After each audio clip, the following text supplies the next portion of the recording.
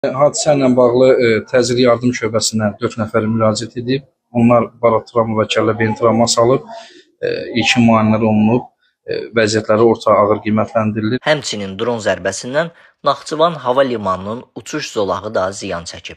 İctimai televiziya bildirib. Dronun qalıqlarının əraziyə daxıldığı deyilir. Hava limanının terminalında isə dağıntılar var. Tavandan panellər tökülüb.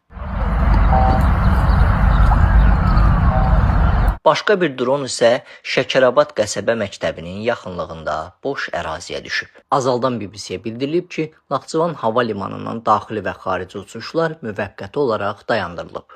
Müdafiə Nazirliyi deyir ki, pilotsuz uçuş aparatlarının texniki parametrləri və hücumların təfərrüatları araşdırılır. Azərbaycan Xarici İşlər Nazirliyi İran səfirini nazirliyə çağırıb, hücumu qınayıb. Müdafiə Nazirliyi isə hücuma görə cavab hazırladığını deyib. Fevralın 28-də Amerika Birləşmiş Ştatları ilə İsrailin İrana qarşı müharibəsi başlayandan bəri İran cavab olaraq Körfəzdəki qonşularını dron və raket atəşləri ilə vurur. Martın 4-də Türkiyəyə doğru uçan İran dronu NATO tərəfindən havada vurulub. İran Türkiyəyə dron atmadığını deyib. Martın 5-də isə Azərbaycan rəsmiləri İranın 2 dronunu Naxçıvana atdığını bildirib.